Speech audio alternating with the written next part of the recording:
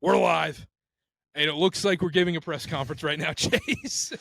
It is. Yeah, we actually played in the game tonight. That's how bad they were. Yeah, so opening statement. And we look like the Colorado Christian players. I'm proud to be a Colorado Christian Wildcat. You know, our team really fought hard. They're the Wildcats? I thought they might have been the Warriors. I don't know. Is it on here? It's some sort of cat. We're right here. We're live. If you're watching on YouTube or Spotify, you can see us right now. We're sitting in the press room right now behind. We look like we're giving a press conference, like I said. Got but the backdrop. It's legit. If you're listening on podcasts, which most of you are, we're live from the Marriott Center right after Colorado Christian and BYU exhibition game. BYU spanked them. I mean, what else did we expect? Nothing else. No, it was. I was telling you, like, no disrespect, Colorado Christian. Shout out these dudes because they're playing a much higher level of basketball than I ever will and ever have. So credit to these guys. And also, I love when dudes are just like, no, I'm gonna keep playing until the bitter end. I'm going to extend my basketball career forever. Like the dudes who are in the minor leagues for so many years in baseball. I think that's awesome. So credit to those guys, but also, when you're going up against a couple NBA players and that starting five happened, and you guys didn't get to see it on TV, but when they announced the starting five, you go, oh, did I get an offer from Colorado Christian? I looked at you. You're from Colorado, Chase. I said, Chase, did you get an offer from them? Didn't get an offer from Colorado Christian. Played the gym a few times. Decent little college out there. You know, all these little teams, if you're a D team to school during college basketball season, I always want to talk to someone like, do you love this? Do you love going and get your butt whooped in these big stadiums? Or are they like, oh my gosh, it's that time of year. We just got to go look silly for all these teams to just get their, get the cogs moving. I worked at a sporting goods store when I was in high school with a guy that played at Guilford College, and they played an exhibition game against Davidson and Steph Curry. And he had his career high against Steph Curry, like 16 points or whatever. Oh, that's awesome. You can talk about that forever. Yeah, and he was like, yep, that's what every time I go to the bar and meet ladies, I say, yeah, I scored 16 on Steph Curry. I think that's probably the vibe for most of these small schools. They're like, we actually love it. We love the opportunity to go compete. That's sick. Yeah. Heck yeah. This is the best. You got to play in front of 16,000 fans tonight. Yeah. I mean, it's the most I've ever played for. The funniest part is we're starting off talking about Colorado Christian when we're BYU podcast. Yeah. Number 11, he actually had a really good game tonight. We're looking at the stat sheet right here. Let's talk about some BYU players tonight. I think the one thing that people are going to see on the box score that they're going to have questions about and be worried about is Jager Deming had 0 points, shot 0 for 3 from the field. That wasn't the story of the night. It wasn't. And we're going to talk about this a lot, but I'll just start off with this. If you're concerned about that, don't be. I mean, if you watch the game, you're not over here like, oh my gosh, BYU's in trouble. Jager's got no points. No, not at all. Like, we'll take the 12 assists. Yeah.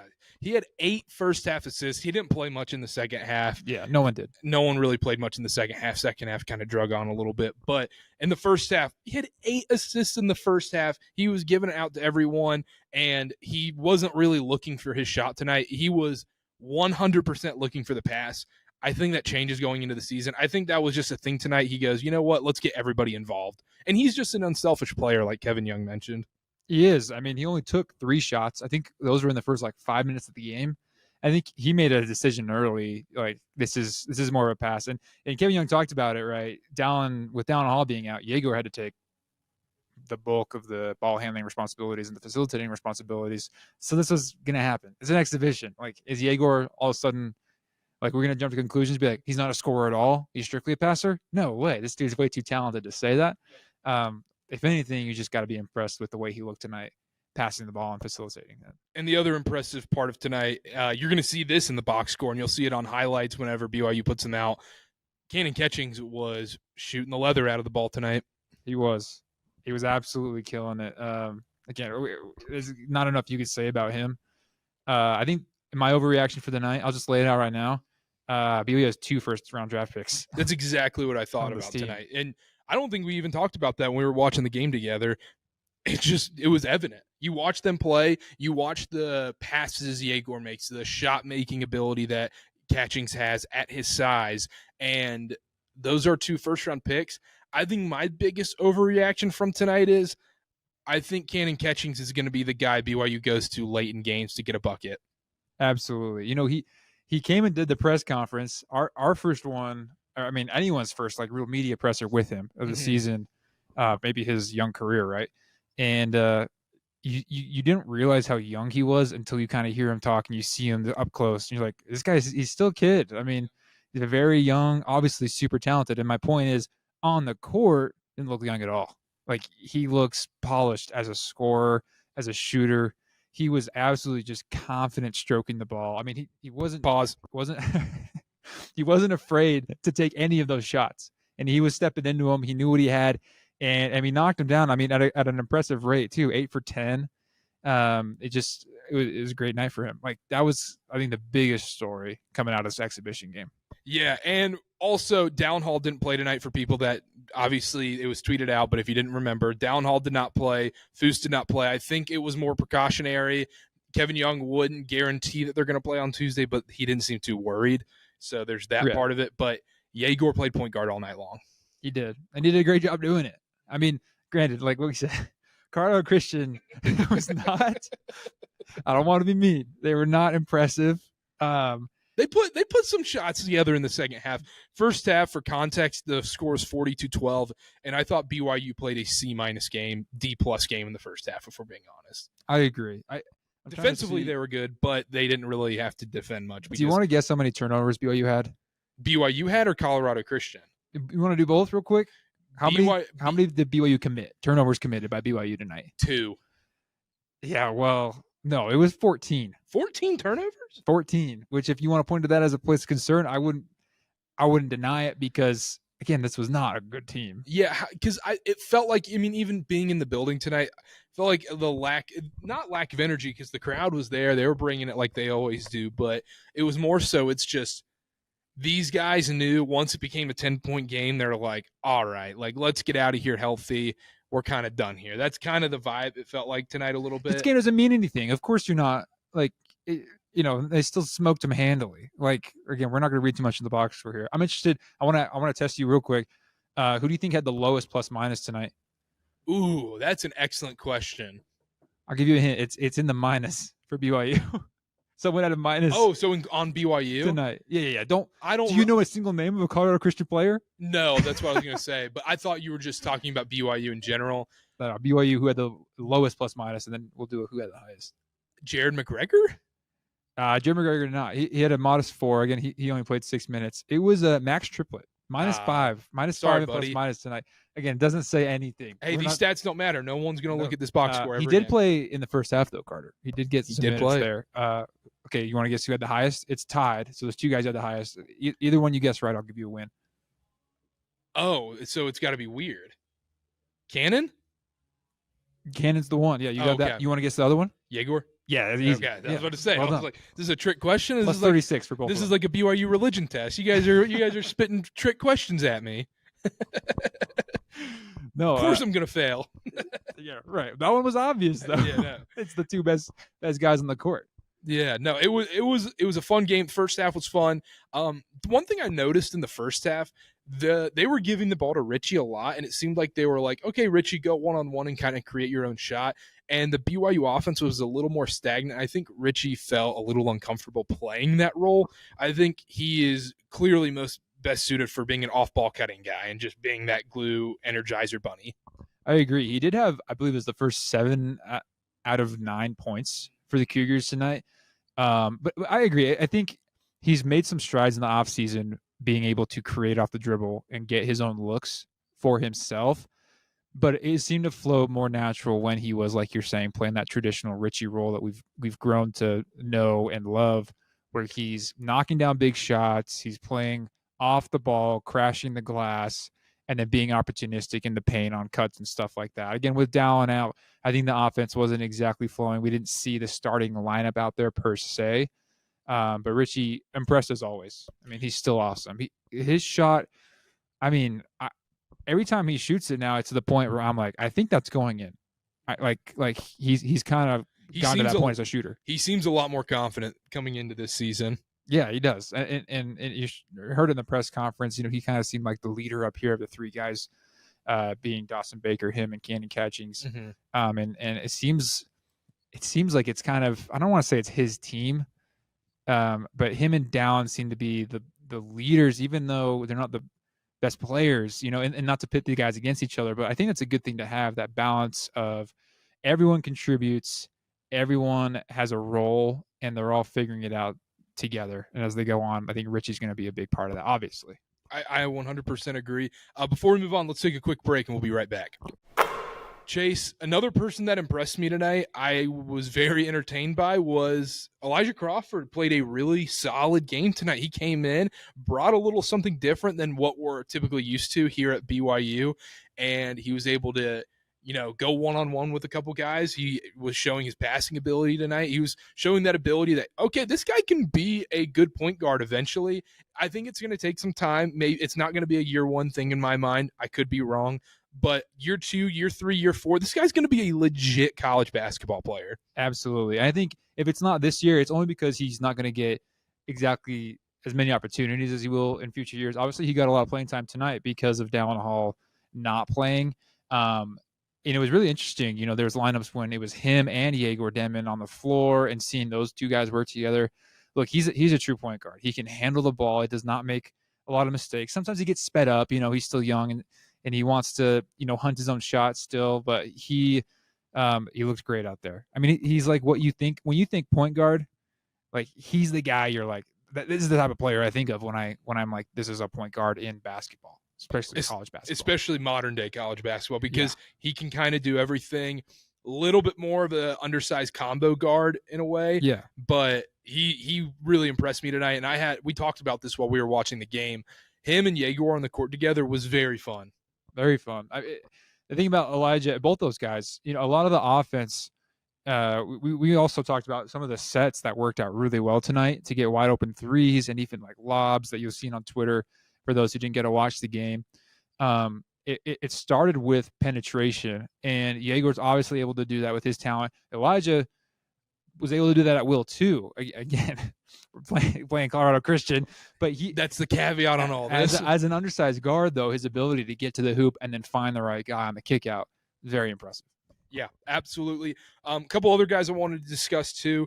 Trevin Knell and Dawson Baker were hitting their shots tonight, and I feel like that's going to be a thing where this season for BYU, it's going to be a massive bonus if one of or both of those guys are knocking down threes in a game. That is just an absolute huge thing in a game where if, let's say, Trevin Knell or Dawson Baker hit 3 threes in a game, I feel like that's an automatic BYU win. Absolutely. I mean, and they were both doing it tonight, so we kind of got a taste of what that might look like in the season if both those guys can knock it down.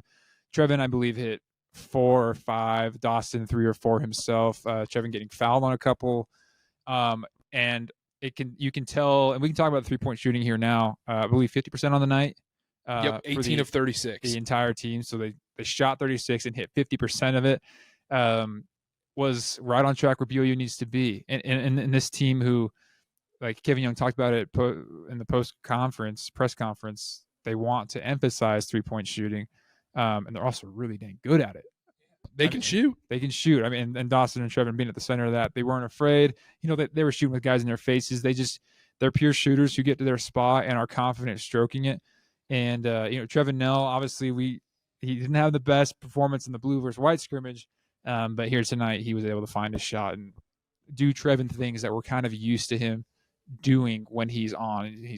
And this isn't a disrespectful thing to say to him, or about him necessarily, but he's just a streaky shooter. That's what it is. And he's going to have nights like tonight where he shoots 5 of 8 from 3, looks dynamite, and you got to keep him on the floor. And there's going to be other nights where, hey, the 3 ball's not falling. He might not be able to play as much and could be a liability on defense just a little bit, but we can see if that improves this season. Dawson Baker, he went 3 of 6 tonight as well. They combined for 8 of 14 tonight from 3. Those two did. I thought they both looked good, but once again, it is Colorado Christian. So I tell me if I'm crazy here.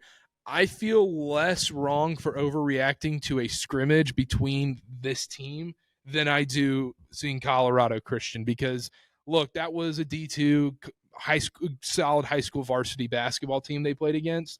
And when they play against each other, it was, you're going against these Division I, Big 12 level guys. And I take more stock into the first scrimmage we saw. I do too. You're playing against guys who not only are bigger, stronger, faster, these guys know your stuff. Yep. They know what plays you're running. They know your tendencies, and these guys have been practicing for months together.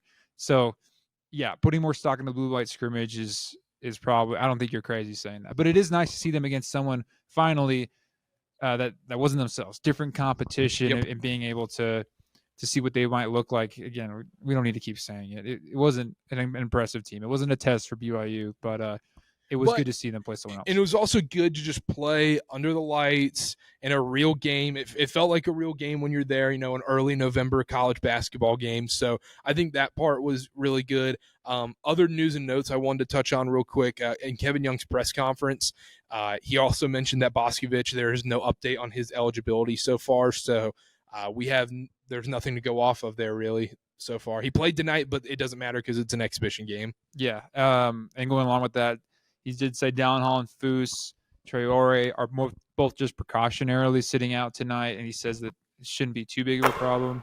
But Trey Stewart, who also was out, might be a little bit longer. Wasn't any specifics, but to be honest, I mean, I'm surprised we got that much out of a head coach. It just goes to speak Kevin Young.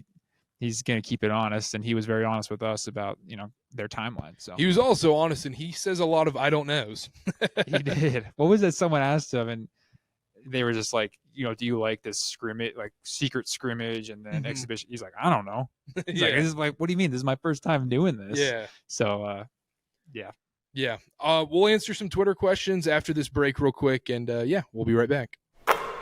Chase, let's answer some questions from Twitter real quick. All right, so I got this pulled up. Shout out you guys who commented on Twitter. Keep commenting. Keep commenting. We're gonna be do subscribe, this podcast. Like We love talking with you guys, so keep it up. We're gonna go start first off. This is Twitter. All these Dane at the Nude Sun. Oh, shout out, Dane. If that's how you pronounce that, great. If not, you please correct me. But shout out Dane. He's always commenting on our stuff. He says, any news on Foose? No news on Foose, like we just said right before we went to break. Basically precautionary tonight. I honestly, you never want to speculate on injuries, and we don't have any extra inside info on this. But if I was going to speculate and take a guess, I think he plays Tuesday night. At worst, he sits out and he'll be back for the second game of the season. Yeah, I agree. That's all we have. It was interesting to see who, I think like at some points Brody Kozlowski was taking the 5 role. Mowat Mag took a 5 spot for a minute. Mowat Mag did that. So without Foose, you really start to get a little thin at the center position. I don't think it was a huge problem for BYU tonight, but it is interesting. We want that guy healthy. He's still a big part of this team. Yeah. So, all right. At the real Grant Farley, shout out Grant, the GOAT, says, who are the best 3 choices on the team for the last shot of the game? Great question, Grant. Shout out Grant. He's the GOAT. Follow him on Twitter if you're listening right now. Last 3 best options, I would go in no particular. We can go order. I would go number 1, Kanan Catchings. I think he's going to be able to get you a shot over any type of player in college basketball because he's going to be a matchup nightmare for teams.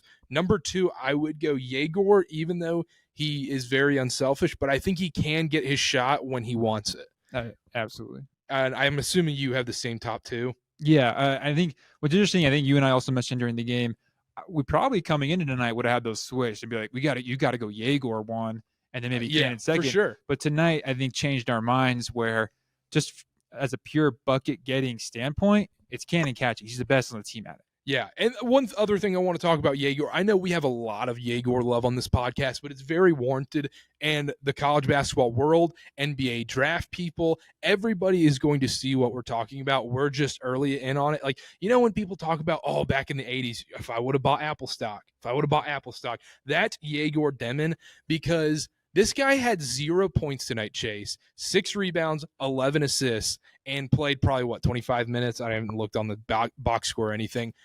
He controlled the tempo. That's the problem when you just look at box scores. You go, he had 0 points. He had a bad night. But when you watch the game, he controlled the tempo. Everybody was getting involved. Everybody was playing hard. Everybody was moving off of him. And he was hitting open guys left and right because he probably could have had 15 assists if guys were hitting open shots tonight. So I don't think 12 assists is no joke in a college basketball game. Exactly. College basketball is different, man. What people also don't understand is that in college basketball, assists are tallied very, very differently than in the NBA. The NBA, you can give the guy the ball. Let's say Devin Booker passes it to Bradley Beal. Bradley Beal sits there and dances for 5 seconds and then drives to the basket. that can be an assist. That's not an assist in college basketball. It's much harder to get those stats. That's why I think it's super impressive. Look, I know these games haven't been televised. When you guys see Tuesday night, when election night's going crazy, when you need a distraction from all the Kamala Trump. Vote Jager Deming. That's what I'm saying. I don't know if I want to vote. I'm just kidding.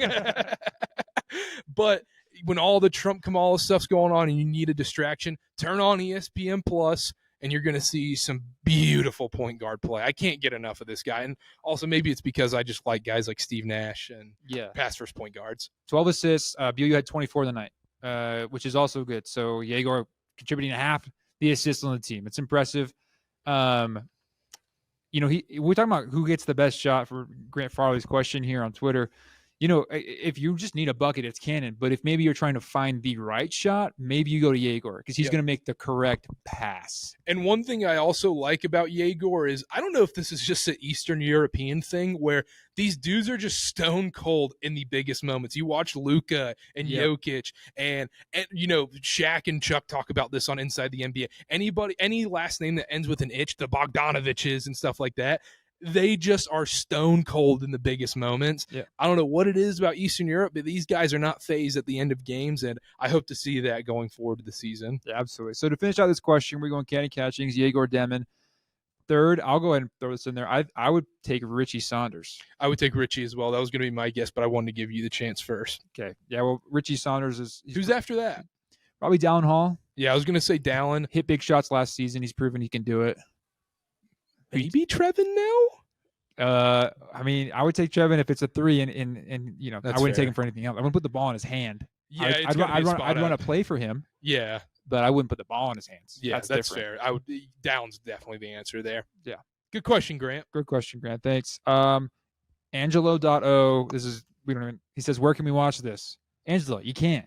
Sorry, dude. Come on, dog. You're watch on Twitter, bro. You can watch this live on YouTube, Field of 68 Podcast Network on YouTube, Spotify Church Ball, Apple Podcast Church Ball. This episode's going to be on Twitter as well on our pages, so you can watch this there. So absolutely, and then follow us Instagram, Twitter, TikTok. We post clips, and we have all our stuff and all our content on there, graphics, opinions, and hopefully interviews coming soon. Absolutely. So, last question here. We kind of already answered this, but this is Annan Jackson, at Annan_Jackson on Twitter. Concerned about Jager not scoring much. Assists look great, but we need him to score. I don't know if we necessarily need him to score. There's going to be some games where they definitely need him to score, where guys aren't hitting their shots. Catchings. He's a freshman, young freshman. He's going to have off nights, especially in conference play, but there's going to be nights where it's time for him to score, and I think he can step up in that way. Tonight was definitely not one of those nights. I think a lot of guys are going to be able to score tonight. Yeah, and not to turn to the NBA here too quickly, but you and I have actually had conversations about what's going on with the Nuggets and Nikola Jokic right now, where the team's actually better when he doesn't look for his shot. Yep. We might have a similar situation here in Prep with Jager Deming. Is the team going to be better when he's more facilitating? Because he's the kind of player who not only can, but maybe he feel like he deserves to take more shots. But I think it doesn't bother him, and I think he's more concerned with winning and making his teammates look good, and he did that tonight. He does what it takes to win, and so much like Jokic, those passes and the stuff he does outside of scoring might be more important. Which is so rare in a world of AAU-type basketball players to find. I mean, obviously he didn't play AAU or anything like that. The European stuff. But having such an unselfish elite player like that goes such a long way, and we're going to see it all season long. Yeah, I'm not concerned about him not scoring. I think that's a great comparison when you talk about Jokic getting his shots. When Jokic scores 40 points, I wonder when Jokic scores 30 plus, I wonder what their record is. And when he has less than 10 assists, I wonder what their record is. Absolutely. Probably not great. So no, well, we are not concerned about Jager scoring tonight. You're going to see him score. You're going to see him go out for 30 one of these nights. We're going to be like, yeah, he can do that too, people. Like, don't worry. He's going to get his. Last thing we should probably touch on, we have real basketball. It's finally the real thing. No more preseason, no more season predictions of us talking about BYU going to the second weekend. None of that. We're done with that.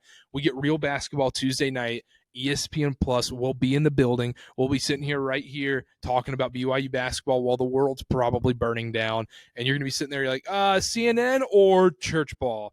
Church ball is the answer there. Church ball's the answer. Yep. Yeah, tune in. Tune in, Church Ball, Tuesday night. We'll be live. We might, maybe we mess around and go live. Who knows? It'll go live on election night after It'll go BYU live on Central election Arkansas. Everyone's like, you're scrolling your Twitter feed. It's like, oh, there's riots and all these crazy I'm stuff moving to going on. Canada. I'm moving to Canada. I'm moving to Canada. I'm leaving this country. This is awful, regardless of who wins. And then all of a sudden you're like, Jager Deming shines in Tuesday's win over Central Arkansas. Let's see what these fellas have to say. Yeah, honestly. And who knows? Maybe we might throw in our thoughts on the election that night. If we get, I'm just kidding. We'll put out a thing there. If we get 1,000 followers by Tuesday, I'll give my thoughts on the election. I'll do you one better. I'm looking in the camera for this. If we get 1,000 followers by Tuesday, Connor will do his Donald Trump impression live on Twitter on election night. It's classic. You're going to want to see it. All right. So go follow and make that happen because I want to see it. I might make 1,000 burners just to make it happen. Yes. If we have 1,000 followers by Tuesday night, I will do a 2-minute monologue in the Trump voice talking about whatever the top comment is. Deal. All right. Make it happen, people, because we need to hear that. And it's on a podcast, so it's forever. So yeah. That's right. Yeah, there you go. All right, that's it from us. Make sure to follow, subscribe. You've heard us 1,000 times, but follow. If you have friends that are BYU fans, you're like, guys, there's this great podcast. Tell them to follow too. Tell them to